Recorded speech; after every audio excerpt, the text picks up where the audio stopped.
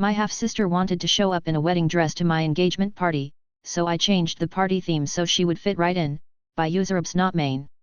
After 39 messages in my inbox, asking me to post here, I will. My half-sister Heather and I never really got along. We both are 24. My father left my mother for her mother and we were born the same month 20 days apart. It has always been weird. It doesn't help that Heather's mom hates me and my mom. By extension Heather and I didn't have the best relationship. She has always tried to one-up me. Even though we both have a similar economic background. I can give examples of this but for the sake of the world limit won't write them here.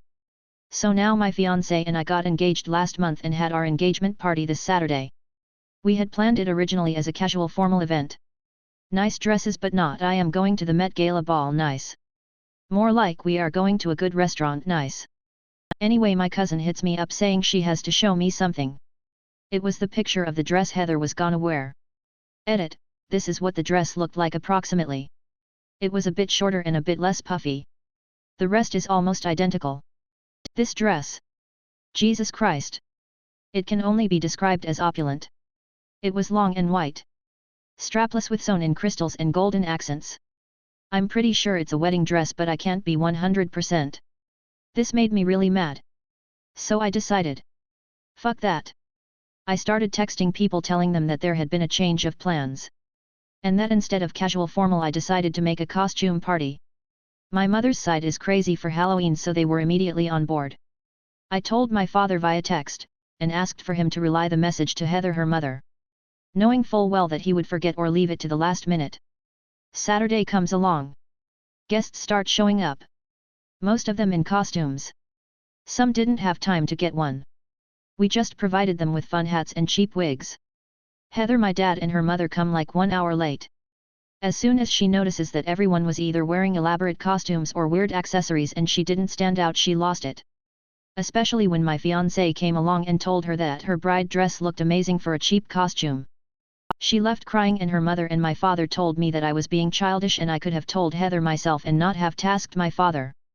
For those interested, my fiancé was dressed as Bubbles and I was dressed as Mojo Jojo. My mom and aunts went as ABBA. Other memorable costumes were Luffy and Zorro, Ian Malcolm and John Hammond and Jesus. Edit. So why did I invite her? It's one of those weird family situations where not inviting them would have been more dramatic. You know when you try pleasing everyone. Plus I still wanted a relationship with my father, so not inviting Heather and her mom would have made things super difficult and made it so my father would have had to choose. When I kept thinking of it, I noticed that my father wouldn't have chosen me on this scenario. Which is why I ended up cutting them off. You let her win. No. The point of this is to ruin my half-sister's intention. She wasn't just dressed nicely as some of you put it. She wore a wedding dress to my engagement party. I'd much rather subvert this whole mess rather than have her smugly sitting at the table with her wedding dress. Also some of you are really hung up on the cheap wigs part and ignore literally everything else regarding the party. A minority of our guests wore those cheap wigs. Also it literally doesn't matter. We had a blast. After she left I didn't even think of her again till a few days later. I don't regret the costume party. I wish I thought of it earlier tbh. This is a karma whoring repost. No it isn't. I posted this story before on Ida. I just had to wait 2 weeks to post on here. Also I can't believe I have go say this. But the lady on the picture is not Heather. It's also not the dress she wore. I looked for a picture that looked approximately like the dress. Male Karen yells at me for being in his spot. Fine, it's my spot now, by user Xianya. I work from home full-time and rarely drive unless I'm grocery shopping or out for an appointment. In my complex, there are non-reserved spots and reserved spots in the underground garage, all of which are not assigned. As long as you have a reserved sticker on your vehicle, any of the reserved spots, which are all labeled reserved, are fair game. I have a non-reserved sticker, because it's $40 cheaper than the reserved pass. I was coming back from an appointment and turned into my neighbor's reserved spot so that I could back my car into the open, non-reserved spot behind me. Lo and behold, male Karen in his rusty 2007 RAV4, starts honking at me for being in his spot, telling me that I can't park there because I don't have a reserved sticker. I told him I was only backing out. I probably should have let it go, but his Karen-ness pissed me off so much. As I was getting on the elevator, I quickly realized he only wanted to park there was because it was right next to the elevator. A light bulb went off in my head and I made my way to the rental office, it's in same building, and asked to upgrade my parking pass. It's an extra $40 I'll be shelling out, but it's worth the petty revenge. I'm waiting for him to leave for work tomorrow so I can move my car into his spot and leave it there for God knows how long. There are perks to being fully remote. TLDR, male Karen yells at me for being in his spot, I upgrade my parking pass and leave my car in his spot. Edit, I didn't realize this would have blown up the way they did, as I was only using this as a way to vent. Thank you all for the rewards and for those who reveled in the pettiness with me, smiley face. You destroyed my son's communication tablets for shits and giggles, by user throw away the hair. Almost 2 weeks ago my ex stole my son's birthday money and destroyed their communication tablets that they use daily. Here is the story. For more info, https://old.reddit.com/r/tafo/comments/v9n00p/to-by_giving_my_surprise_my/. Since then I haven't been able to hold her responsible for any of it. When I tried to file a police report, the officer told me that since I kicked her out of my house I should just call it even, despite the tablets being over $200 each. I did file in civil court over the stolen birthday money but was informed it'll take months, which, I will wait, I'm not dropping it. Since then my boys are having epic behavioral meltdowns daily because they don't understand why I'm not giving them their tablets, they think they were bad and lost them. The tablets were utilized daily for communication and nightly to wind them down for bed. I've done my best to hold it together, but I am furious that she got away with it. It's not right and it's not fair to them. Today around 5 p.m. there was a knock on my door. It was a repo man telling me he was there to pick up my ex's car. She hadn't paid her car payment for months, so I asked to speak to the person who ordered the repo and acted like I would possibly make a payment to prevent it from getting towed.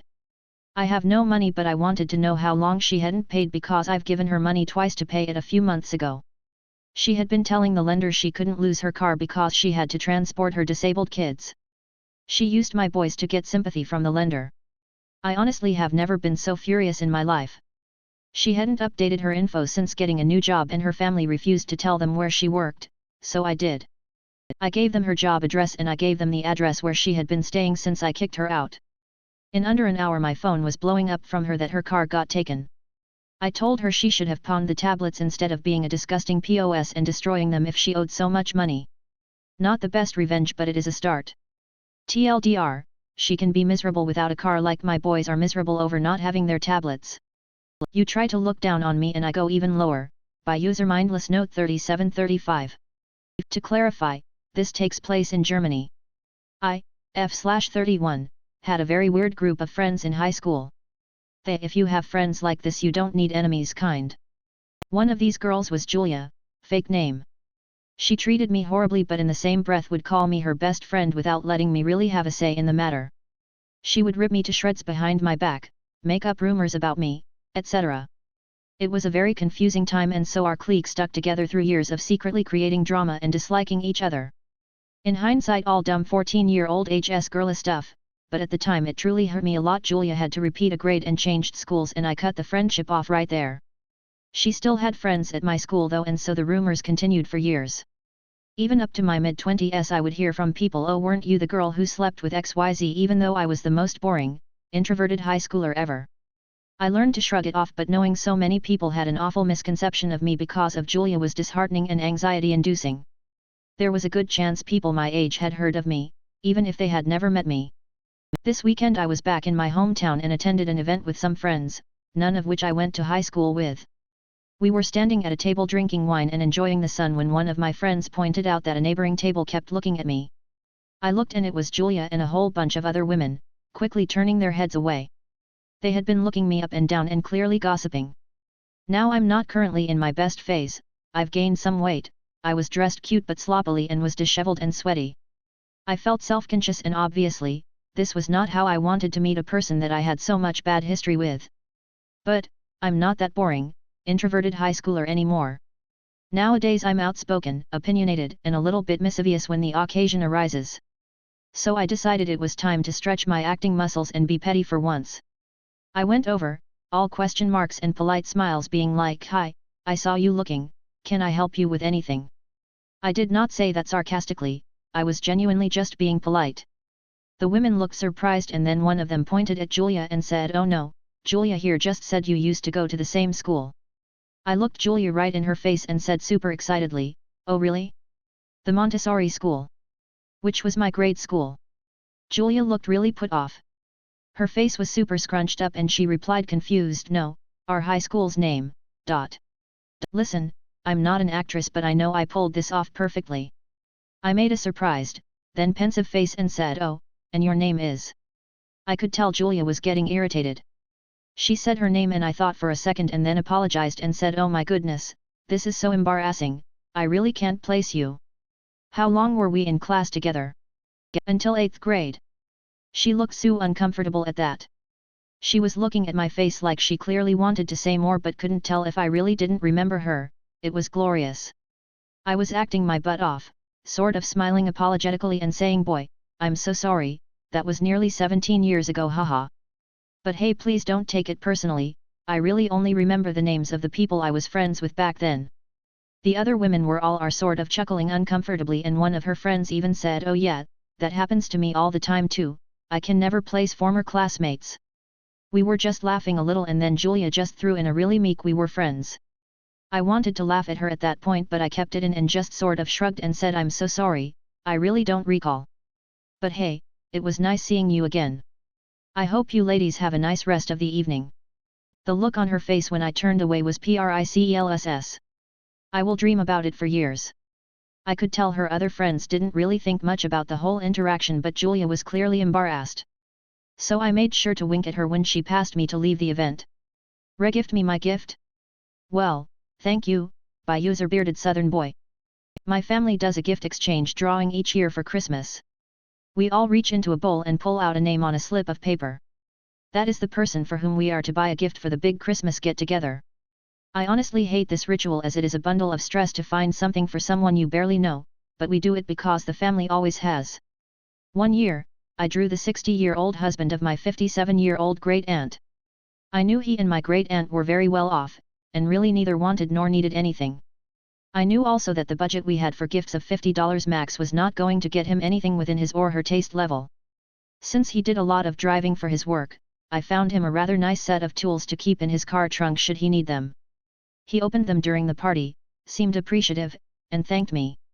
Fast forward 3 years. I saw my gift that Christmas was from my great-aunt. When I opened it, I immediately recognized the tool set I had given him 3 years before. Even the tape I had put on part of a torn label was there.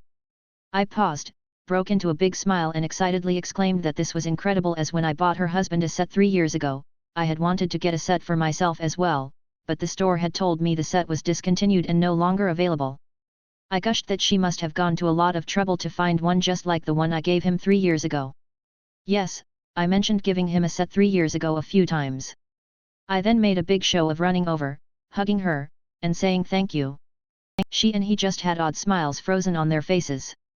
"See, my great-aunt has a reputation whispered behind her back of being incredibly cheap and regifting most of whatever she receives. Several relatives have suspected their gifts from her were regifts as the packaging or box was obviously not new and even had evidence of prior wrapping. One cousin actually found my great-aunt's initials engraved on a pendant from her. I, however, was the first to make a big, public production out of my discovery, even though I never said I recognized it as the exact same set I had given him. My mom later took me aside and chastised me for what I did as she felt my great-aunt was visibly embarrassed and said she had left very soon after the gift exchange. I just looked at her and innocently asked what I had done wrong by thanking her for a gift. After all, I really had wanted it.